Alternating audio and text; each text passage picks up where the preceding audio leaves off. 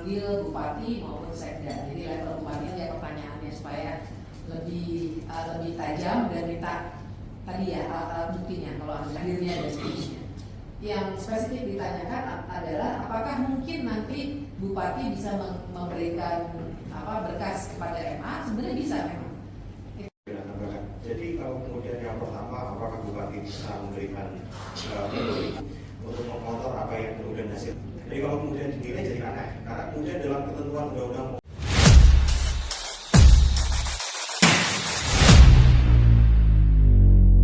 Terus ini bagus menurut saya, memang sudah sepatutnya mereka langsung merespons begitu ada demonstrasi besar-besaran, karena itulah penanda ya kalau misalnya warga sudah tidak percaya lagi pada bupati. Dan sejauh ini tadi saya sempat ketemu ngobrol sudah melakukan apa saja, menurut saya sudah sesuai dengan undang-undang pemerintahan daerah. Jadi tinggal digali saja. Masukan kami tadi betul-betul mau mendetailkan aja supaya tidak ditolak oleh Mahkamah Agung.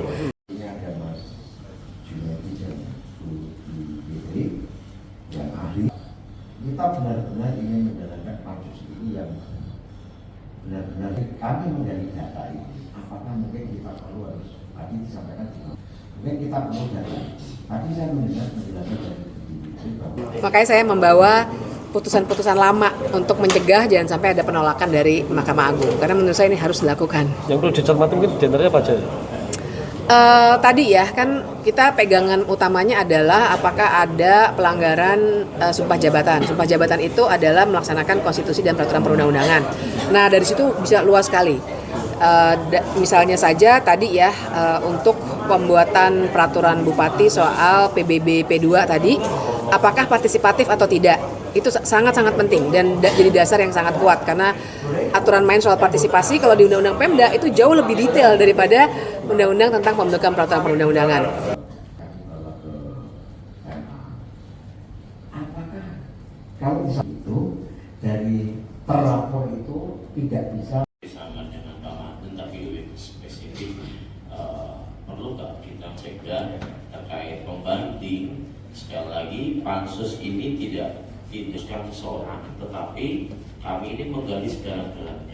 Dia juga harus kita undang menurut pendapat. Terus kedua, tadi juga ditanyakan dan saya setuju juga mengenai mutasi dan demosi yang dilakukan oleh bupati yang ternyata tidak sesuai dengan peraturan perundang-undangan yang ada. Tadi ya, ada yang sudah dilantik tanggal 8 Mei, suratnya baru keluar tanggal 16 Mei. Bahkan ada beberapa orang yang sudah dilantik tapi sebenarnya suratnya belum keluar, peraturan teknisnya. Nah, itu semua menurut saya bisa dijadikan dasar untuk ke Mahkamah Agung nanti. Bapak sangat berhak untuk memanggil bupati maupun sekda. Jadi level bupati ya pertanyaannya supaya lebih tajam dan minta tadi ya alat buktinya kalau hadirnya dan seterusnya. Yang spesifik ditanyakan adalah apakah mungkin nanti bupati bisa memberikan berkas kepada MA? Sebenarnya bisa memang. Jadi kalau kemudian yang pertama, apakah bupati bisa memberikan untuk mengontrol apa yang kemudian hasil? Jadi kalau kemudian dinilai jadi aneh, karena kemudian dalam ketentuan undang-undang Peluang diterima berapa persen dari melihat sejauh ini? Sebenarnya ya tergantung proses ya, tapi sejauh ini kalau melihat dasar-dasar yang tadi saya sebutkan, menurut saya peluangnya besar sekali di Mahkamah Agung. Mbak, tadi Ketua kan sempat menanyakan peluang untuk memanggil bupati. Kalau menurut Mbak Bivitri sendiri gimana Mbak untuk memanggil bupati? Menurut saya sih akan baik ya kalau misalnya bupati dipanggil, tapi saran saya tuh begitu, pasti bupati akan membela diri. Jadi kalaupun nanti dia datang, anggota DPRD harus siap dengan pertanyaan yang tajam dan cross check data dari pertemuan-pertemuan sebelumnya dengan jajaran pemerintah daerah. Jadi misalnya dia jawab, oh kami sudah partisipasi, tapi Pak kami menemukan bahwa Anda nggak ada tuh partisipasinya, ternyata dilakukan di rumah pribadi Anda misalnya begitu. Nah itu yang disiapkan saja oleh DPRD supaya pertanyaannya tajam. Kemudian yang kedua berkaitan dengan soal pemanggilan seperti itu konteksnya. Saya baca undang-undang pemerintah daerah, saya izin bacakan. Panitia angket pasal 171, panitia angket sebagaimana dimaksud pasal 170 dalam melakukan penelitian dapat memanggil pejabat pemerintah daerah kabupaten atau kota, badan hukum yang diselidiki untuk memberikan keterangan dan untuk meminta menunjukkan surat. Yang tiganya, dalam hal pejabat pemerintah daerah kabupaten kota itu dipanggil dengan patut. DPRD Kabupaten dapat mengambil secara paksa. Kepala daerah dipanggil. Informasi-informasi yang kemudian kita dapatkan sebelumnya pastinya sebelum pansus itu pasti ada kontradiktif. Contohnya kepala daerah ngomong seperti ini, kemudian beda dengan itu sebagai bagian dari alat bukti. Saya katakan iya. Bahkan ketika kemudian dipanggil memberikan keterangan, kita mengundang pakar atau ahli dengan tata negara. Kita mau menilai tahapan ini sudah benar atau belum. Kita menanyakan ke beliau terkait dengan tahapan-tahapan yang sudah kita jalani. Terus yang kedua, kita juga ada beberapa temuan, kita konsultasikan ke bagian tata negara karena beliau memang ahlinya ke dunia itu.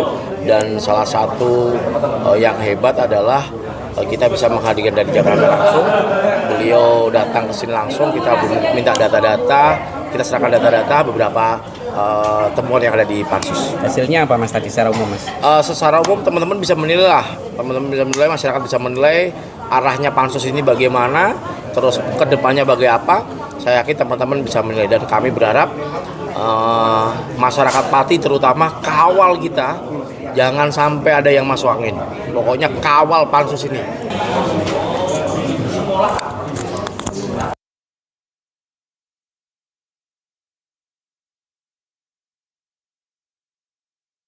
terima kasih.